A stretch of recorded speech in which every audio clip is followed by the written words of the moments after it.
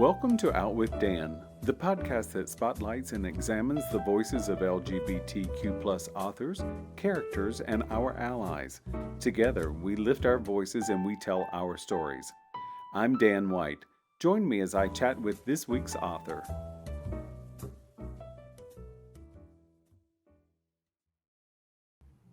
Hello and welcome back to Out with Dan. Today I'm excited to talk to Lambda Literary Award winning Wallace West. How are you, Wallace? I'm doing well. How are you? And I love that I can have that title now.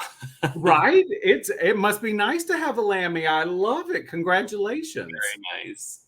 And you got it for Mighty Red Riding Hood. I did. I love this retelling of Little Red Riding Hood, and I love the fact that the title is Mighty Red. That is so empowering. It really is, and I'm really glad you enjoyed it. I had a kick writing it, and I remember when I sent the manuscript that I was working on to a friend of mine to read in advance, and it has like some twang to it. If you've read it, you know that. And she's an East Coaster, and when she started to give her feedback, I thought she was going to say, "Oh, that Texas-y stuff that you're doing is a little much." But she was like, "The Texas-y stuff, you should push a little further and do a lot more of it." I was like, "All right, here we go." Well, and that was something I was going to ask you about too, because your Southern voice comes through in both of your books, and I love that. I'm Southern, and it's oftentimes I think there's a little scrubbing out or erasing of it, but you've actually embraced that voice. Was that something that was important to you? It was important because this was, in part a dedication to the younger version of me who was looking for myself in books. And I grew up in Texas. I grew up in the South. A Southern grandmother who was a teacher and very into reading and all of that good stuff. So it was a grandmother who plays a big part, obviously, in Mighty Red. And part of really staying authentic to that and being an original was sort of like manipulating the idea of what a colloquialism down there would be, and sort of making them sound like they've been around forever. And so I had fun making up these little colloquialisms that work for the book, but aren't really said outside of the book. So that was a lot of fun. Oh, I love it. And then in your second book, Cinda Meets Ella, and it's a fairly queer tale. I love the subtitle in that. Great. So give us a little setup about what Cinda and Ella is about. So following Mighty Red, which is a retelling of Little Red Riding Hood, of course, we're like, where can we go next? And what is like a very beloved tale? And we sort of really immediately settled on Cinderella. And I thought, well, how are we going to do this differently? I envisioned a main character who was sort of the same age as Mighty Red, and my editor said, no, we want them to be a little older, but not a love story, but sort of hinting at those like familiar tropes. So I just sort of boiled it down to like, what are people expecting from the Cinderella story? They want someone who's in distress, someone who finds their way to an important event, and somebody who finds true love, however you want to define that. But I kept getting hung up on the true love part. I knew I didn't want Cinderella to be dependent upon a fairy godmother. I wanted her to be a little bit more proactive.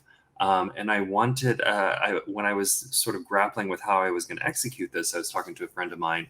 So a friend of mine gave me a good advice for Mighty Red. Another friend gave good advice for Cinda Meets Ella. So my advice to writers, always ask people for their advice and feedback. And he said, well, Cinderella is ultimately about her finding a connection with someone. And so there was just something about that word connection. I thought, well, that's all it is. Like, she's going to find a connection with somebody. And it's not going to be someone who's going to sweep her off her feet. It's going to be someone who she just really has like this compatibility with for whatever reason. And so once I got over that hurdle, the manuscript just sort of like flowed out of me, and it was great. And I had a really good time pulling it together. I love it. And in this retelling, we get two independent girls, or maybe one of them's non-binary. I was not 100% sure. Ella is non-binary. Yeah. So what we see is two people who are independent, And Mm-hmm. as you say, they come together with a connection, and they Mm-hmm. come together to support each other, which was another important thing I read in the book, that it's a support. It is a love story, but Mm-hmm. a support story. And that's one of the positive things that I took away from the book, that I was like, wow, this is great. Excellent. Yeah, it's like it's sort of that moment where you find your community. Maybe you've grown up and you think I'm the only one out here.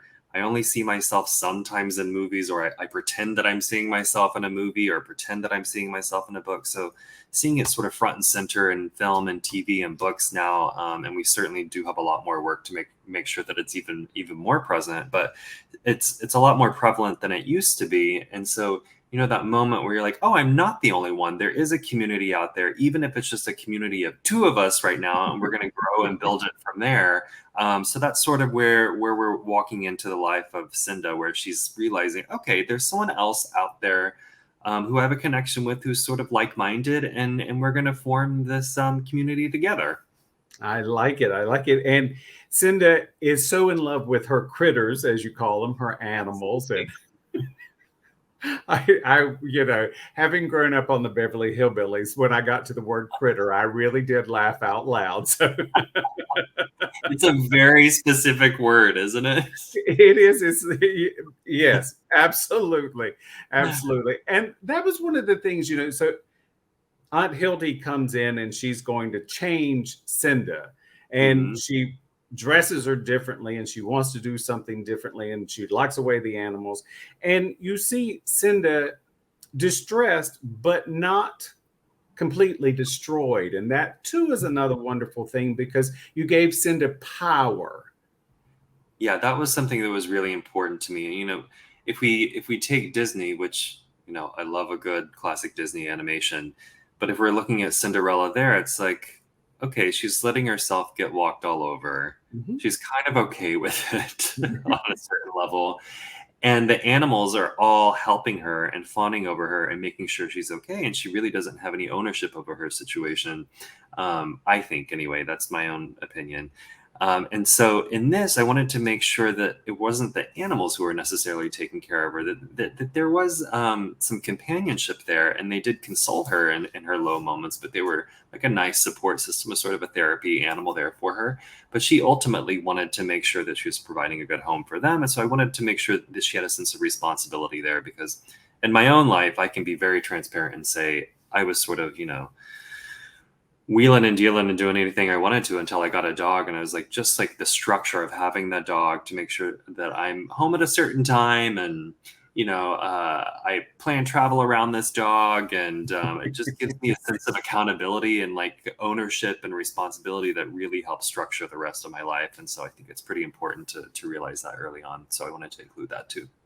I did like that. And I love the fact that you give Cinda a boar and a rattlesnake as as her competition partners. And I thought Mhm. that was a great deal of fun. And you point out things that make it cute. So each animal of the boar and the rattlesnake gets a little bit of their own personality and Mhm. things that they have to work together in. And that makes it a buddy book. It's something that you can aspire to having a buddy, maybe not a rattlesnake in real life, but you know. Your own kind of version of an exotic pet. Yeah, I mean, I don't shy away from saying I definitely prefer drawing animals to people. Really important for me to have a lot of animals in this book, and to make sure that they had their own personality, that they weren't just sort of like hidden in the background, or just scenery in the backdrop. So there's a moment where Cinda sort of compromises her ability to win this competition, this rodeo she's in, because she's saving some turtles that are crossing the road.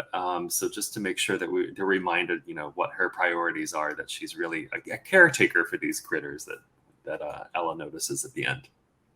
Well, and there again, it's something of Cinda's personality that you bring out so eloquently, in the fact that she really, really wants and needs to win, but Mhm. she also sees life and the humanity of life, that, oh, Right. I need to do this because this is really more important in this moment. Mhm. It's a great teaching lesson, I think. Thank So you. Yes. Yeah. Sorry, go So ahead. that's sorry. So you come up with the story idea, Mhm. and the drawings are so whimsical and so fun, and you give us backstories with your drawings. Which is easier, the writing or the drawing?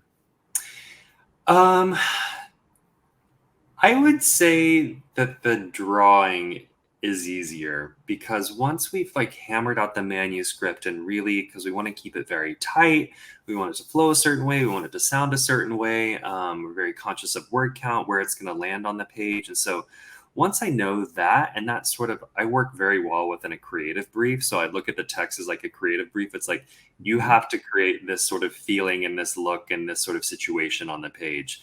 Once I know that, I'm like, it just sort of like materializes in my head more easily and fluidly than the manuscript does. Okay.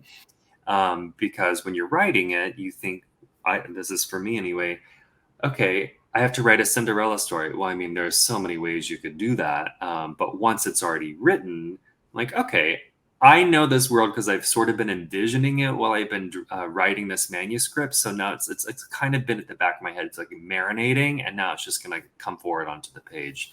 I would say more difficult than drawing like the line work and the sketches is figuring out the palette, because it's a lot of work to find something that really works for the story and to find a way to execute that on every page. We're like, okay, well, if my main character is going to be wearing this, she can never be on a background that's this color, and I want her accent color to be this, and I don't want it to conflict it with this one, but I want to set her apart from the secondary character. So there's so many like formulas you need to go through as you're figuring out the palette. Um, so that's definitely more challenging than actually drawing the book. But once you get over that, then you're like, okay, it's like second nature. You do like 3 or 4 spreads, it just gets easier and easier. Well, I love that, and I'm sorry about your creative distress, but it certainly does turn out well for the reader. So All artists need that. All artists need that sort of like, oh God, I was listening to a podcast with Mo Rocca, and he was talking about, there just is that moment where you're like, it is never going to get better. This is terrible. I don't like what I'm doing. And then you have to keep pushing and pushing. And once you finally feel like, oh, it's never going to change, it does. And you get over that hump, then everything else is wonderful. and then it's gravy, I think, at that point. Then it's like, I have knocked this out of the park. I love it. Exactly. So the question I think that I'm sure every artist and author loves is, are you working on something new? Why not put some I more pressure on you? Yeah, I do. I have another book that's coming out that I didn't write. I did the illustrations for. 2 other writers wrote it. It's called Dogtown. And it's a story about a shelter that houses both living dogs and robot dogs. And the living dogs are a little bit wary of the robot dogs, but the main character finds a way to have a connection with this robot as they both are sort of looking for their homes that they've lost. So it's a very sweet book. It has really great personality and it had such fun writing it. It's middle grade. It's not a picture book, and it's all grayscale, which was like nice to stretch into doing something else. So that's Oh, out in nice. September. Yeah. Okay, lovely. And I do want to highlight or mention something that you just mentioned also is, so the colors that you come up with for both books, and the outfits that the main characters wear become so important to the loveliness of the stories, Mhm. because you capture queer kids in a loving and wonderful way. And I just love that. I mean, I am obsessed with Mighty Red's Riding Hood, so I really am looking for one of those. Really both. Wallace, do you have a website or social media you would like to share? I do. So my website is simple, wallacewest.com. And Instagram is the only social media that I use, and that is Go Wallace West as my handle. I love it. Once again, the book is Cinda Meets Ella, and it's by Wallace West. Wallace, thank you so much for joining me, and I hope you the greatest of success. Thank you so much. This has been a delight. Thank you. Hang on for me just a second. Okay. Thank you for joining me for this week's episode of Out with Dan. You can find more information about this podcast and its host at outwithdan.com, on Twitter at outwithdan, and on Instagram and Facebook at GoOutWithDan. This podcast is hosted by Authors on the Air Global Radio Network, and the theme music is provided by bensound.com. Join us again soon for the next episode of Out with Dan.